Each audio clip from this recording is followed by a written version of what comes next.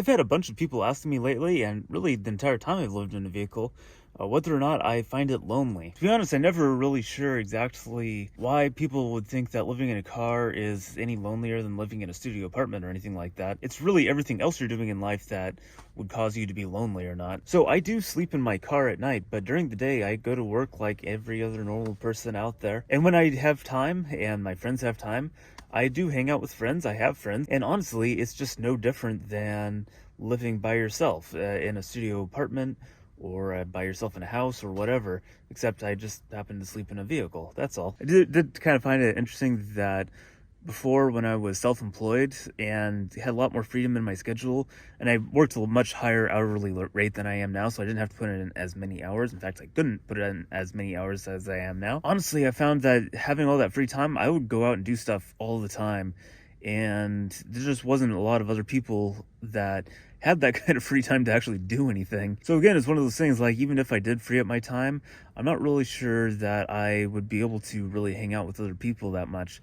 And that's just kind of the way things are out here. Of course, right now, also my days off are in the middle of the week, and so that makes it really kind of difficult to do anything with anyone else. So when people ask me if I'm lonely living in my car, the answer is not really, at least not anything related to the car. The car is just a place to sleep and a vehicle to drive.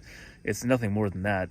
So things aren't really any different than they were before. Another common question that I get a lot about living in a car is, how has it affected my dating life? And I definitely think that one's kind of funny because I didn't really have one before and I don't have one now, so it hasn't really changed that much. Honestly, when most people find out that I live in my car, they are pretty understanding because it's kind of difficult to afford rent. And so a lot of people are looking for alternatives, and this is an alternative. So the fact that I'm doing this and I'm now financially stable and able to save money and or pay off debt, a lot of people actually really like that, and they find it really interesting. So if I ever did go out on a date, I don't think it would actually be as big of a deal as I think most people make it out to be. Having said that, I haven't gone on an actual date in probably over 3 years now. Part of that is just me. I tend to go a really long time between partners. I don't mind being alone most of the time, so it's not like I'm really desperately trying to get in a relationship or anything like that. And honestly, the dating scene out here in Seattle isn't that great. It's really hard to meet people. The Seattle freeze is definitely a real thing unless you're a certain kind of person.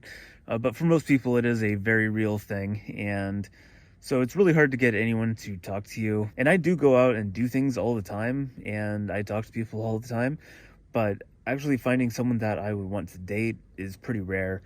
And I think the feeling is probably pretty mutual, but I don't know. I guess for me personally, I just rather be single than be in a relationship that I don't want and end up with a lifestyle that I really don't want. So I'm perfectly happy just staying single until I meet someone that I actually really want to date. And yeah, I have tried online dating around here. I haven't had great experiences in the past. In fact, I've had some really bad experiences. I've had a couple of good experiences, but in general, I don't find that, at least in this area, it's the best way to meet people. So I'm single and I'm open to a relationship with the right person.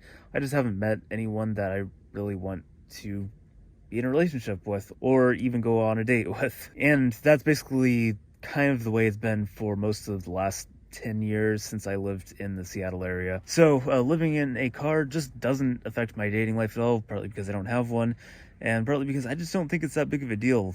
Most of the people around here are pretty understanding, and they really get why I'm doing this.